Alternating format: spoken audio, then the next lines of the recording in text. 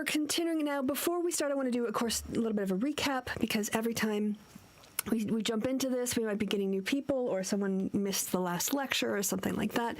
And so before we start on this section of the lecture, I want to give you a little bit of my perspective, declare openly like where I stand on these issues, so that you can take that into account when you listen to my presentation.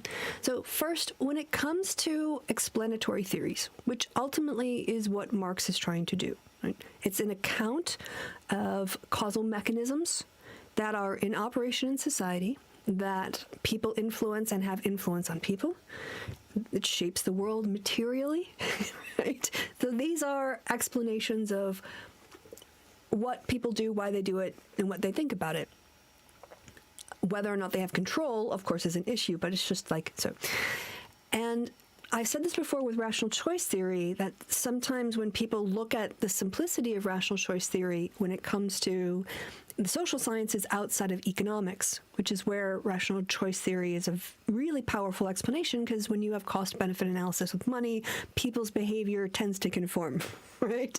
When it comes to applying a purely cost-benefit analysis as a driver of human behavior outside of economics, rational choice theory doesn't do as well.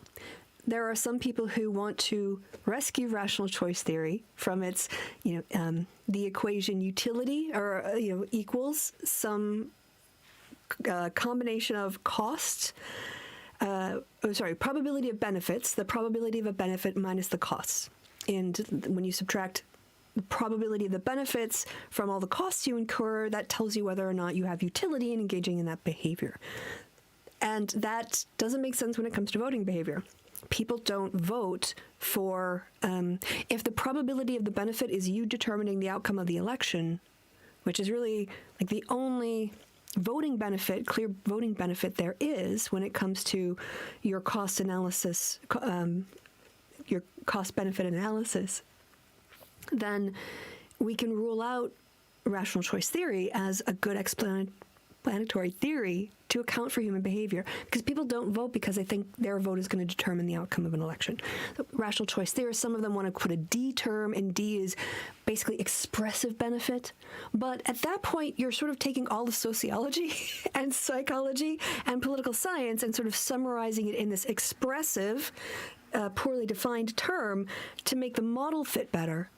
But what are you really explaining? You're explaining that rational choice theory on its own can't explain people's behavior. And I'm fine with that. I think specific is terrific. I think the point of a really narrow, precise theory that tells us a lot about a little thing can sometimes show us even more about other things we didn't think about, or give us a reason to focus on those things. And that's where I think Marxist theory can be very valuable. You don't have to buy into the whole thing, and you don't have to reject the whole thing. You can look at what contributions it's made, and through criticism, by analyzing it and critiquing it and looking at its strengths and weaknesses, you can actually bring attention to previously ignored or unrecognized phenomenon. And I would make the argument here that a lot of the feminist pushback on Marxist analysis is incredibly valuable because it shows the limitations of Marxist approaches. And through acknowledging that limitation, it forces us to develop different accounts, because Marxist theory fails. And I think the worst thing you can do as a proponent of a theory, if you really think a theory has a lot of value and is contributing information and knowledge, is to not try to be a theory of everything. And ironically, there are a lot of natural scientists, and I'll just throw under the bus King Crocodile here, right, who thinks that it is inherent to the scientific process that models be parsimonious, which I agree, there's a good reason for parsimony, like in the rational choice theory example, but also that there's like a unifying theory of everything, that all theories kind of come together. And that's an idea brought in from physics, and that works great when you're talking about natural forces and inanimate material objects.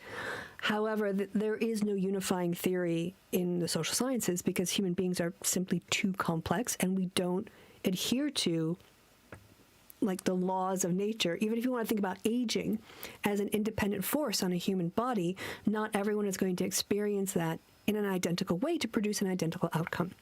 So, hey, Trans Gamer Girl, good to see you in the chat. So, I think that when we criticize a theory for what it doesn't do, don't feel like for people who like that theory shouldn't feel defensive. In fact, it's really illuminating. It's using that theory to leverage a step up to something else. So I'll just I'm kind of stating already what my position is here, but I'll just state it again in the notes that human behavior is complex and social science should actively reject the idea from physics that a theory of everything is either possible or desirable as a goal for our discipline. I think we need to just outright reject that idea, because a hypothetical, singular, all-encompassing, coherent theoretical framework that might work in physics or fully explain how quantum and atomic levels operate on the scale of, universes, that's great when we're talking about physical aspects of the universe. It's simply impossible when we're talking about human behavior emerging and changing over time. We are going to be looking at, again, Chapter 3 from Feminist Political Theory, an Introduction. Bryson, I have 92 here, but I noticed that it was reprinted in 93, and there's no way I could have known that if it wasn't the reprint version. So I'm going to update that by a year.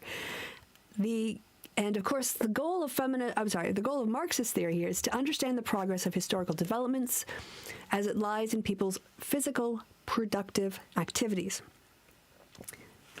Now, to recap, so we're all on the same page, Marxism provides an account of women's economic changing conditions as the product of economic processes, and that women's subordination started with private property and class-based societies. We showed already that's pretty sus. The proletariat class was already chipping away at subordination. We saw again that there were some sus claims associated with that, and that women's subordination would just disappear entirely in the socialist revolution, because once the physical means of production were altered, that would necessarily lead to changes in the social structure. Now, the Marxist implication for feminist theory is that it does play the role, really for the first time here, places the role of family and relationships in a historical context. That is to say, roles are the results of historical situations. They are not eternally given. They are not divinely ordered.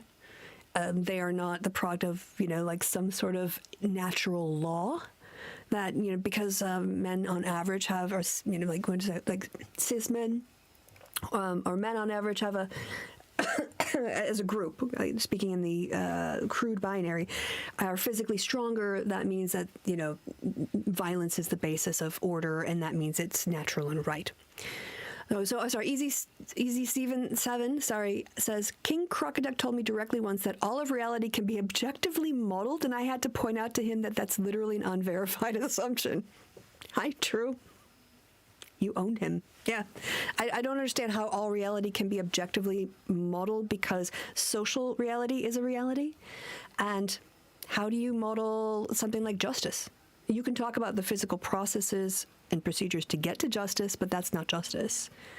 So anyway, that it was incredibly important if we think about it in terms of taking patriarchy and really destabilizing patriarchy and its structures. The structure of patriarchy assumes that male violence and male power are normal, natural, and not to be questioned.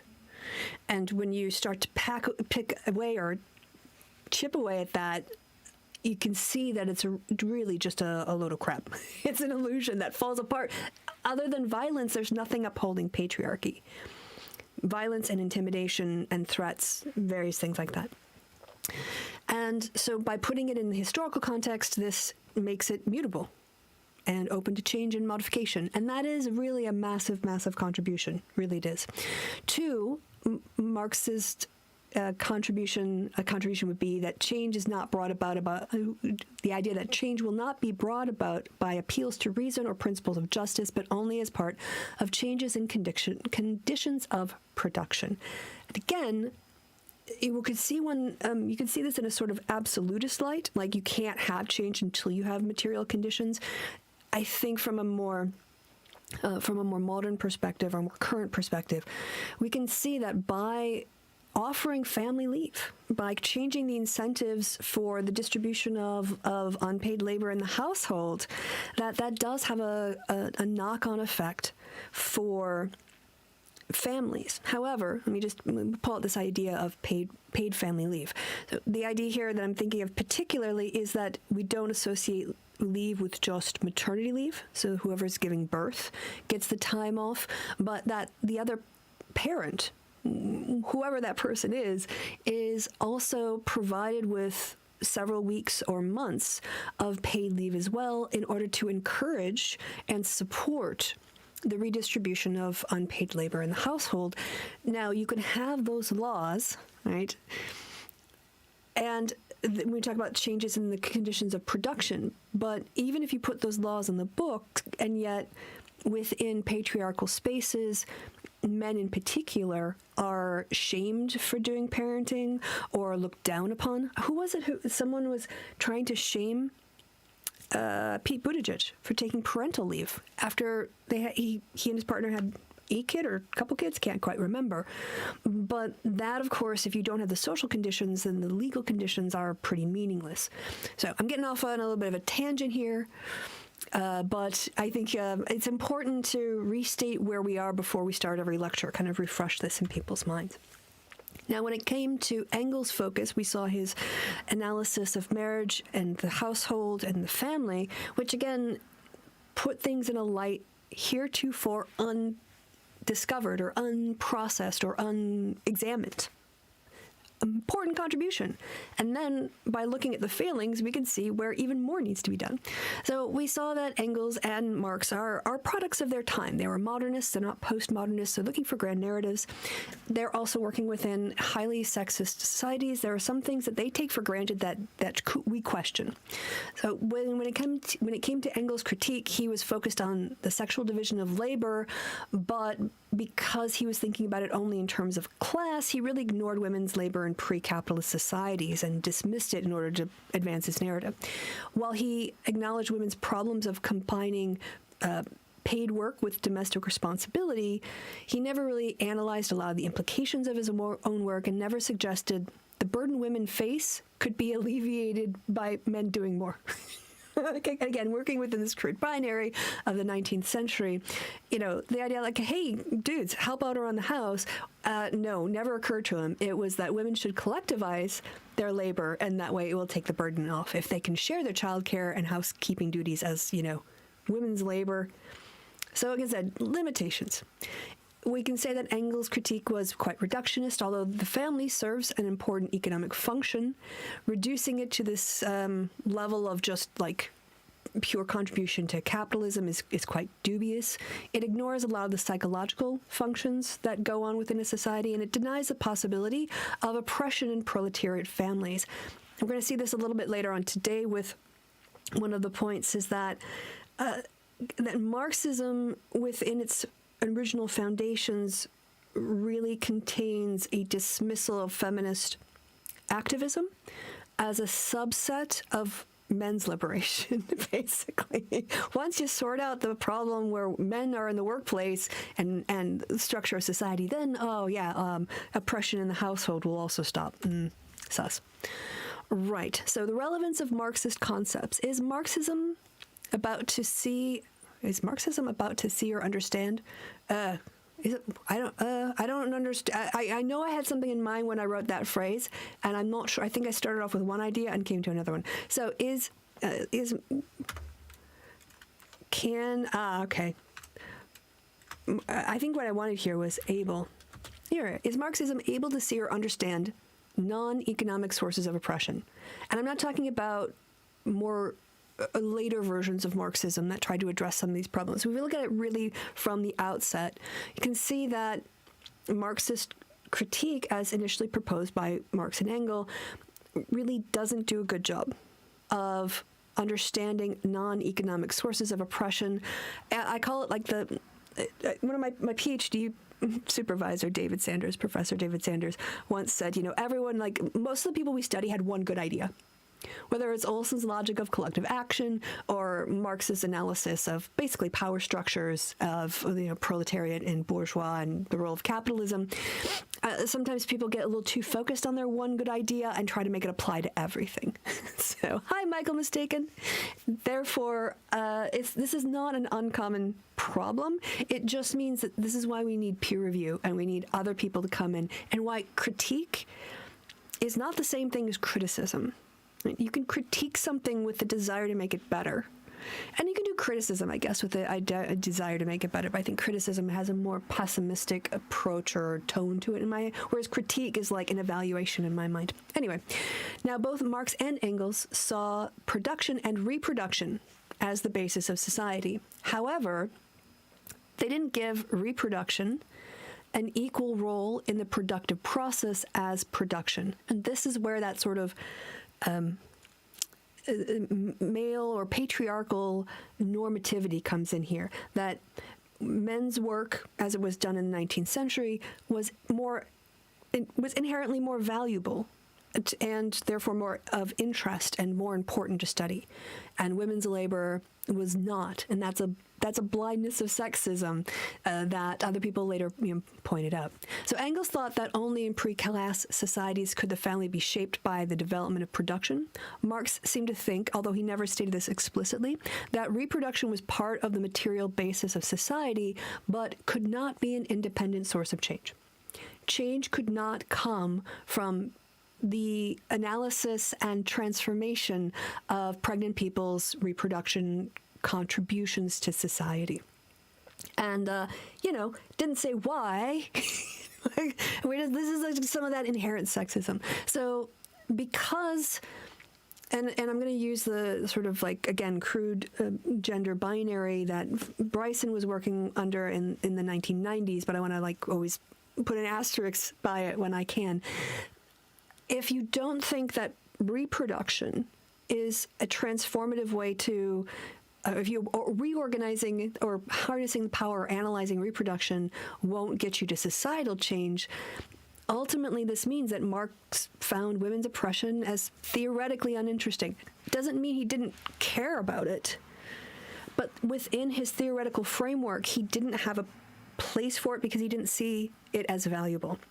And by determining these sort of contributions of what isn't valuable through this filter, this is all based not on an objective, independent analysis. It's really a sexist framing of men's work is worth more and women help men, as opposed to looking at women's oppression as its own thing. So the product of class oppression was a product, women's oppression was a product of class society, not something worth understanding on its own or in its own right. I disagree with Marx on this, but okay. So Lenny has a question in the chat. Quick question: isn't economic oppression the outcome anyway? Isn't it that Marxism isn't accurate enough regarding the roots of oppression? Well, I mean, I think that's kind of what I'm getting at is when you're blind to a source of oppression. And remember, like, you have to think back to the 19th century. There are just a whole lot of patriarchal, sexist, misogynist views in society.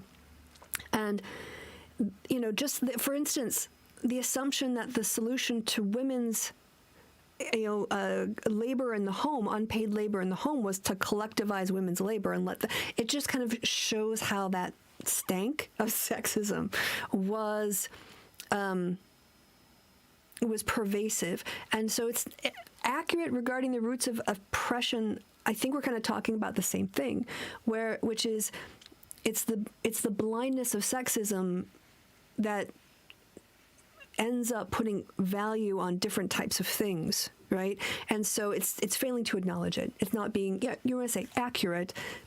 I guess we're just using, I think of accurate as being precise objectively, whereas I guess you could say that. It wasn't being precise objectively, but that blind spot came about not because the theory couldn't handle it.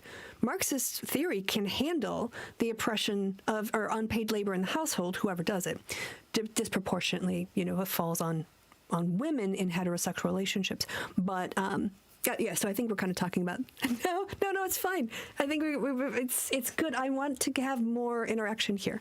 That we don't really get to do a seminar because I do talking, you do listening. But I'm really happy when y'all can engage with some of the content. I know you're listening then, right? I haven't sent you to sleep. Next up, all right, so as a consequence of this blind spot, Marx and Engels never explained ways that sexual relationships and family organization changed over time. In their framing, the issue of women's oppression tends to disappear. The idea that women as a group have shared interests that might be in opposition to the collective men's interests just never really came up because, again, blind spot. You're a cis dude, heterosexual cis dude working in a privileged. Both were educated. Both Engels had wealth. Marx was subsidized. They're just like they don't live those experiences, and as a consequence, they didn't really value them properly. But here's the thing: we can take this as a plus, because the rantings and ravings of the racist anti-CRT crowd. So I'm thinking, I'll drop names. Chris Rufo is the titular, Goebbels of that movement. James Lindsay obviously is the incoherent white man for that movement. And this idea that intersectionality and, all these destabilizing forces trying to rearrange society, reorganize society, goes all the way back before Hegel to Kant. This lecture shows James Lindsay doesn't know what he's talking about, because what initial Marxism was not was properly intersectional. It merely acknowledging that a form of oppression can exist, but then dismissing it as theoretically interesting or as something that should be taken up and actually acted upon from an intersectional point of view. Class and race, class and sex, class and race all together. That's not how Marx and Engels thought about it. They didn't think about it intersectionally. So, although I don't want to say they dismissed other social groups, it wasn't to engage with them on an intersectional basis. So as I have here, exposes the lie by anti-CRT types that Marxism has always been intersectional. Twarnt. And I just wanted to use the phrase twarnt, so I wanted to make sure I got that in the notes and out loud, because it's fun to say. All right, so what are the implications of all this? Well, for some Marxists, or at least early Marxism, it meant that all the problems from sexism could be postponed until after the revolution. Right? If you think that social change cannot meaningfully be brought about unless you first radically reorganize the material conditions and what people are spending their time doing and how they're compensated for it, well, then nothing really matters. Nothing can happen until the revolution. And this is, in a way, it really what this framing does, I guess, from a critique point of view, is it centers the dominant racial group or dominant ethnic group, what do you want to say, and also people who work in the factories. So in this case, it would be sort of normatively cis male. Putting their concerns, we all have to. It's just like capitalism in a way, right? The whole point, the structure, is you have. Let's just take a typical heterosexual normative framework. You have a woman in the home who is giving her labor to create or carry, birth, raise, and prepare the next generation of workers for capitalism at no cost to capitalism. Maybe some taxes, but really, when you think about the productivity of the labor of a future worker, women mothers are not compensated. You don't get a 10% finder's fee or agent fee for all the kids' labor you've produced. You get no compensation for that. And then there's also the case that these women in the homes would be doing domestic labor, and that would free up the male to focus on outside the housework and doing all the internal housekeeping. Again, without an expectation, he should do his fair share, because all of this keeps him fresh and ready to make money for the capitalist structure.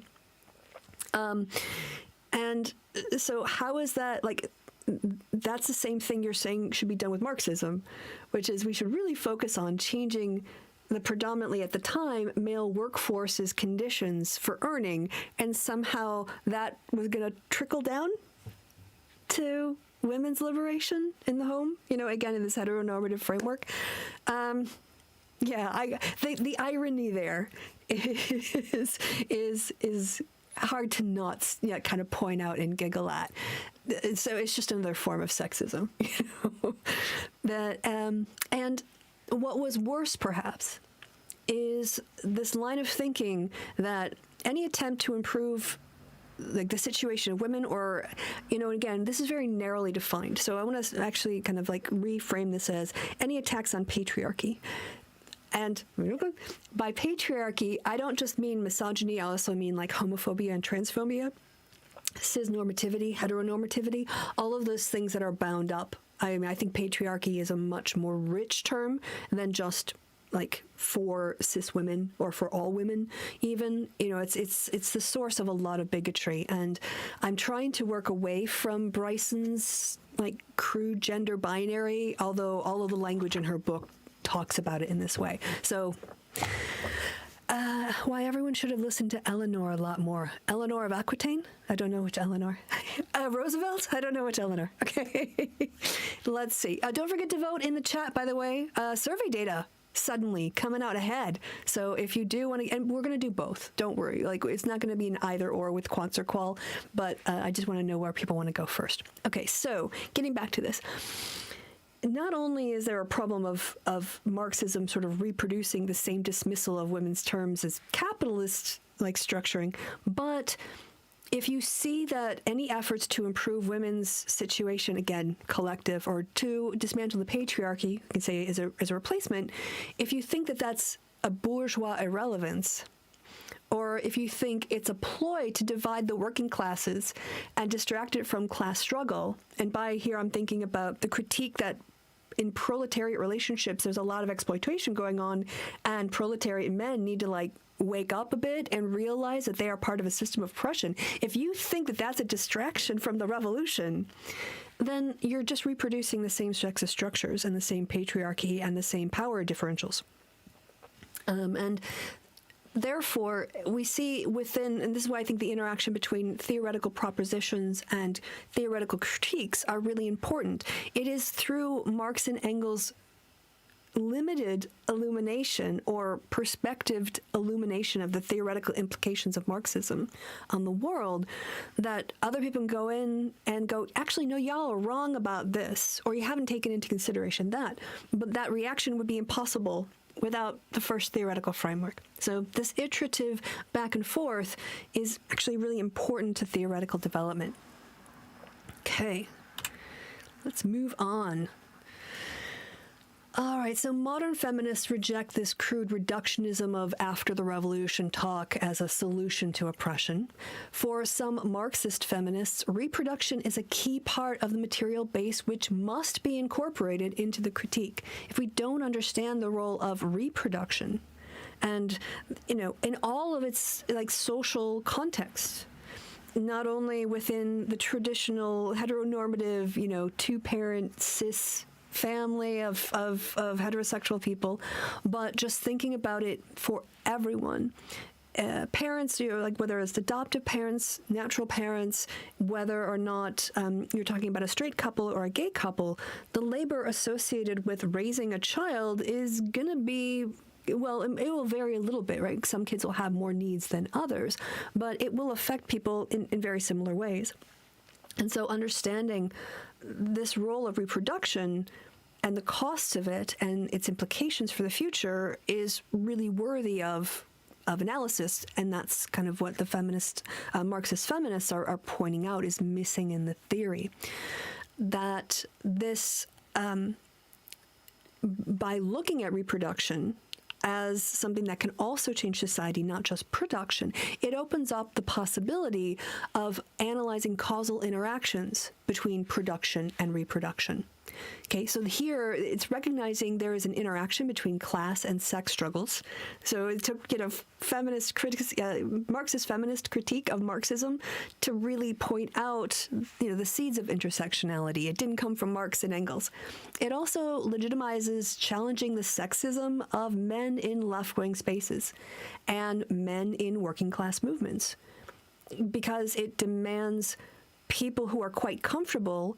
In this case, we're going to talk about, again, the crude sex binary working men. And in my mind, I'm thinking of working class British white men, because that's kind of where Marx, or European, right? So there's a mixture of, white privilege here too that we're not properly acknowledging.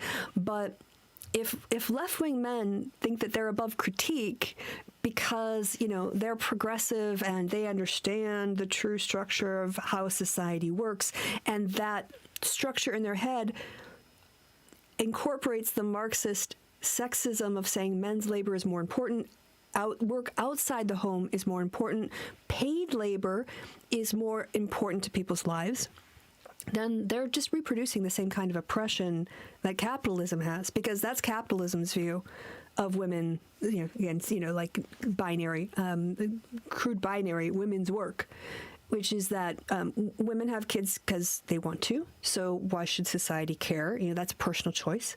And if you decide to have kids, all that labor, you've signed up for that, you don't get compensation. Also, that even though it is socially praised, it is not socially valued.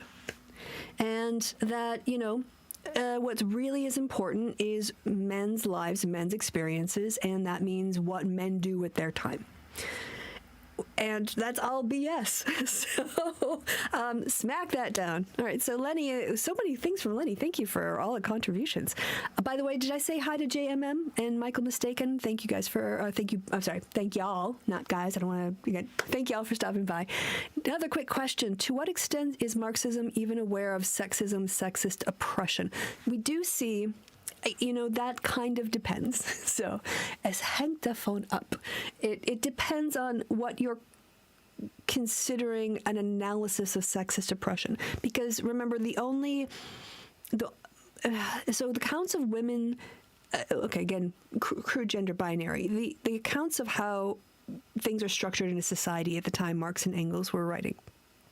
One is religion, which said,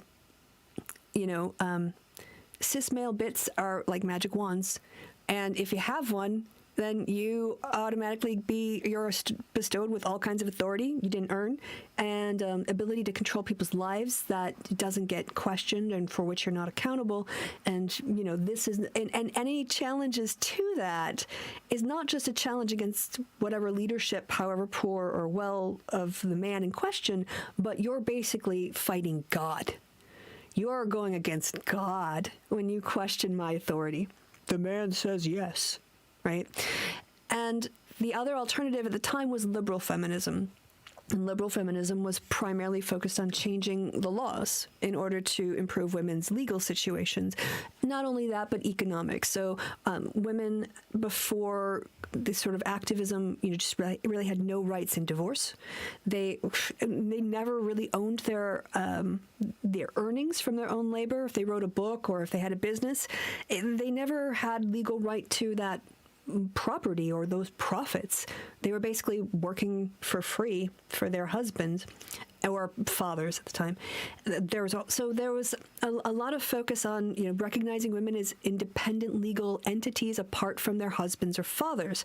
It was easier as a single woman to go to court or as a widow, but as a married woman, your identity didn't exist. The right to vote. So liberal feminism really was focused on operating within the structures of capitalism at the time, and wasn't quite, and really thought about women's liberation in terms of the public sphere. So education, employment, and outside the home earnings, these kinds of situations. And we see the personal as political doesn't really come up until second wave feminism as a political agenda. And domestic abuse, sexual assault within marriage, these kinds of things. So Marx would have been very well aware of women's suffrage, but he would have, I'm sure, seen this as within, and it did come from bourgeois perspective. The women who were driving first-wave feminism were moneyed, they were educated, they were leisured, they had the time, resources, and intellectual capacity and political contacts and political savvy to know how to operate within the system. So they were pretty much looking at white feminism, white bourgeois feminism. Did it have knock-on effects for all other women regardless of class? Yeah, but that wasn't necessarily their aim. And so Marx, I think, would have been aware of those critiques and maybe some of the implications. But again, his fundamental assumption was that it was production and the means of production, the structure of that determined social structures. And so women's oppression, from his point of view, was a consequence. And that means that, he thought that the way to solve it would have been by changing the material conditions of production. So, yes, no, he was aware of a sexist oppression, but it was either through a very limited first-wave feminist perspective, or it was through his own perspective, which decentered women's labor, again, crude binary, and focused on men's labor as being the location of transformation. They were still in the era of gentleman Victorian view on social status. Yeah, very much so. Class. And, class here, we should remember, in Europe in particular, with its aristocracy, class had a more fixed structure than in the United States, because when you went to the States, there were people who were had family wealth. I don't want to say there wasn't like inherited or propertied or aristocratic families in the U.S. However, the class system wasn't as rigid. There was if you were if you were a white man, then you could get ahead in America in a way that you couldn't in Europe. That's absolutely true. And so some of those class divisions that Marx was observing, it wasn't just about work, it was also about social status. But that, I think, is a whole different topic that we can't get into because we've only got 5 minutes left or so. And yeah, thanks, Lenny, for the question. I appreciate it. I think we're getting close to the end of my notes for today. Yeah. All right. So critics of Marxism would say that there are key concepts of Marxist theory that are not gender neutral. Like the liberal ideas of reason, autonomy, and competition, which really are male-centric and, what's the word I'm looking for, like normative. There's an assumption there of male normativity, or what's like androgynous? No, I'm thinking like Miss Andry, but something else. I can't figure out the word I want right now. Androcentric? I think that's the word I'm looking for. I think androcentric was the thing I was looking for. So like these liberal ideas of reason, autonomy, and competition, Marx always bases the idea of production from the male point of view of the world, and that this framing inherently excludes the needs of everyone else. And I say women here because that's what's in the book, but you can see how that can be widened, and I do. Room here to point out the false cis-binary being used by Bryson here in 1993, but this may be remedied in her later editions. I don't know. Right. Trans Gamer Girl, listening to this, it really shows a patriarchal framing of the language around the creation of new human beings. Reproduction implies duplication, making a new version of yourself rather than a new, fully independent individual. Absolutely. Yeah. And I think that, again, where Marx gets things wrong, it actually is quite valuable for feminist critique to come in and go, actually, and that's contributing to knowledge. This framing of productive labor is based on a paradigm of activity that ignores domestic work that has traditionally been done by women. And at the same time, as it's dismissing unpaid labor, whether that's caring or housework, it insists that economic class interests and conflict are the most important things ever. So if you're saying that class interest and class conflict are the things that are most important, but anything you do for free don't count, well, then this ignores common ties that might unite all women, irrespective of their economic status, and it ignores a whole bunch of other things, like racial divisions in societies. And so, yeah, I think, for all the good ideas Marx had and insights, they were products of their time, and it's open up to criticism because they weren't right about everything, and it's okay to not be right about everything. All right, hey, that was it. Hey, Bruce, good to see you in the chat. I am absolutely thrilled. I don't know if you've just gotten here. We're going to be wrapping up here pretty soon. We'll just do a little bit more chat and whatnot. And then we're going to be heading out, but I just want to say a particular hi to Bruce. I hope you are doing well. So Worker 6784829 says, hi, Kristi in chat. I'm not sure if my last message appeared, but there is a really interesting podcast called Soviet Sex that I've been listening to, might be of interest to people.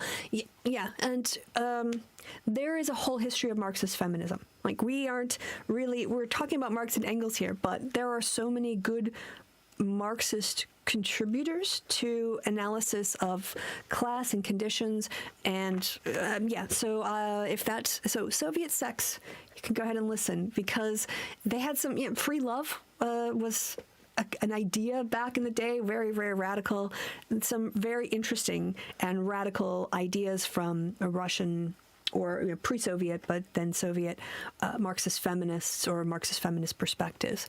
And so, all right, that's all I have for today. So let's have a look at based on what I can see here, looks like, it's 22 votes and qualitative. Social science research is still winning.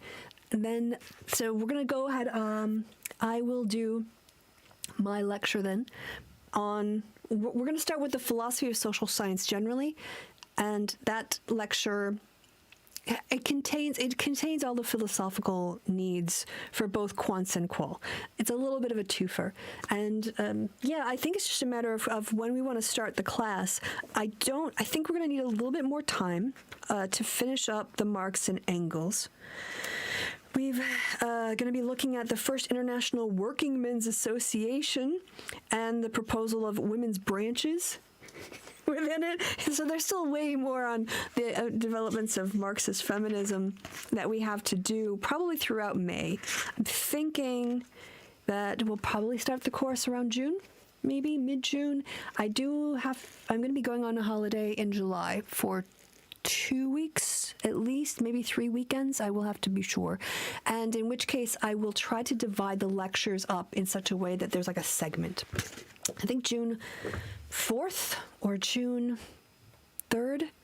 Let's look ahead. Happy May Day, by the way, to everyone. I didn't really say happy socialist, like workers, like Workers of the World Unite Day, but there you go. Let's see. Yes, the 5th. Could do probably, if we aim for the 5th of June, I'll try to do that. I'll try to aim to wrap up all our discussions on Marxist feminism by the end of May. And then I'll aim to try to start with the philosophy of social science lectures in June. And we'll go through those in the first 4 to 6 weeks, and then we'll move on to methods. So the way that I structure my methods courses is, first, you have to understand the philosophy. If you don't understand your own ontology and epistemology when doing research, you're never going to do good research, because I think I said earlier, you should let the question you want to ask determine the methods used to answer that question. And if you don't understand the implications ontologically and epistemologically, also theoretically, in terms of what can be deduced or not of your own methods, you're not going to do good social research. So I like to spend, also, I'm going to be honest, I don't feel like people really understand social reality as well as they understand material reality. I think the idea that we operate within a social reality that in a lot of ways has more influence on the quality of our lives than physical reality is not well understood. And I would like to really spend a bit of time with the philosophical concepts and the ideas of how we can understand a social world and how we conceive of it, how we can observe it and how we can analyze it, whether that's qual or survey data or experimental data or triangulating in a mixed modes approach, to really understand social construction of reality. And yes, philosophy of sociology sounds mega nerdy. Yes, absolutely is. And Bruce, Marx was sexist, but his theory of oppression's not necessarily so. I think that's a good Marx was a product of his time. So Marx reflects a lot of the sexism of his time, even when he's trying to be self-reflective on it. And here's the thing is, I'm sure, I look back at myself, I'm pretty old, I can look back at myself in the 90s, and I can see the seeds from my own progressive development, like how progressive I've become on the left. But I was, as a teenager, surrounded by Eddie Murphy doing homophobic jokes. Bill and Ted's Excellent Adventure, I remember looking back now, and it's so homophobic. Just the widespread indifference to homophobic slurs. I didn't use them. I don't remember using them. I don't didn't taunt anyone, but I didn't speak out against it. I also didn't try to change the culture. I was a product of the culture. And so I can't, Marx is the same. Right? And maybe there are ideas that Marxist feminists had that he would think would go too far because of his normative framework, but we would recognize today as being right on point. So, yes, Marx was sexist, as was Engels, as were most people, even women, first-wave feminists, and racist, and lots of other problems. But the theoretical structure doesn't have to be. The analysis of the role of production and reproduction in determining people's material conditions doesn't have to be. So yes, absolutely yes. All right, yeah, happy International Workers' Day. That's the one. Right. Well, everyone, thank you for stopping by and being nerdy with me. Thank you if you had a chance to vote in the poll. And one thing, I didn't put it in here, but I will. I'm going to put, we had that question about, list one important idea that you think Marxism contributes to feminist critique, and one feminist critique of Marxism that resonates with you. What I will do is, if you guys don't mind waiting for a quick second here, I'll just, not pre-show. Where's my to camera? I'll do my to camera. I will go ahead and get the link for inviting people to this Discord. So first, I'm going to post this in the Discord, which is what I'm doing right now. Boom.